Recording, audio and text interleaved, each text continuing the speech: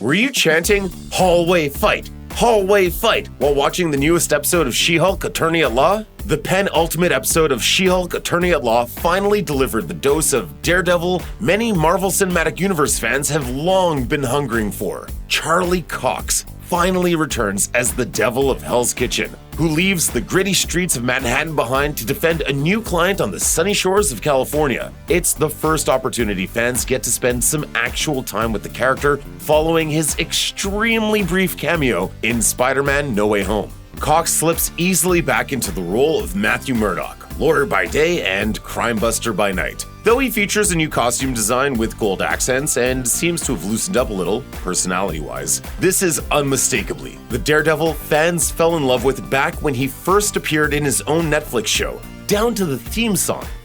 I'm Daredevil. And it's a good thing too. Netflix's Daredevil set itself apart from the get-go. It wasn't going to be like other superhero media where physical damage is immaterial, where our hero can fall from a roof or take a roundhouse kick to the jaw without breaking a sweat. Instead, Daredevil allowed its protagonist to take damage, making Matt feel more vulnerable and human. Another pleasant surprise resulting from that choice is that the fight scenes felt more intense. Sustaining injuries meant that Matt often struggled visibly toward the end of a fight, limping and straining to keep himself upright as he battled his foes. Now, with his Disney Plus debut, She-Hulk paid homage to the most memorable fight scene from Daredevil's Netflix series.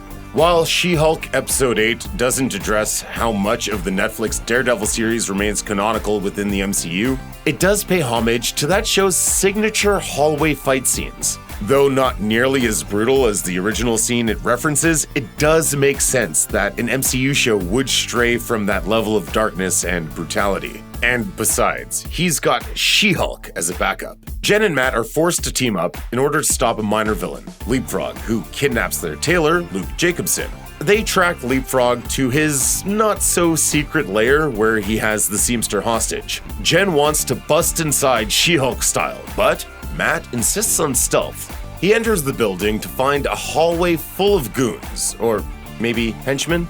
Goons and henchmen are two completely different animals. Daredevil easily picks off the first few men, but then backup arrives. However, before they can attack, She-Hulk busts in through the ceiling, crushing them. Speaking to Marvel, She-Hulk writer Jessica Gao said, "It was just natural for the show, being so meta, that we would acknowledge and tease the classic Daredevil hallway fight. But then, of course, we would have to undercut it with our girl, She-Hulk." The original hallway fight She-Hulk is referencing was a crucial aspect of the Daredevil Netflix series. As the first of the Defender shows to land on Netflix, no one quite knew what to expect when its first season dropped in 2015. However, the series quickly won the praise of critics and fans, boasting a 99% critic score on Rotten Tomatoes. One review from IndieWire noted, "All of the fight scenes stack up as some of the best realized fight scenes I've seen in a television context."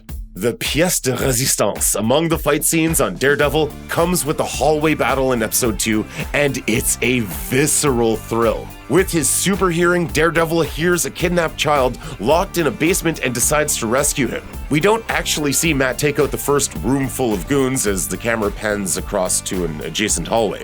That door breaks open, and Daredevil stumbles through, swarmed by thugs. The entire action scene is shot in one continuous take, the camera's refusal to cut away heightening the brutality of the fight. By the time Matt takes out the last of the child traffickers, he can barely pick himself off the floor.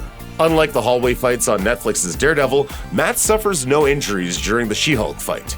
Maybe that means that old Hornhead has gotten a bit better at pacing himself for long fights. Or maybe the MCU version of Daredevil is just that much better.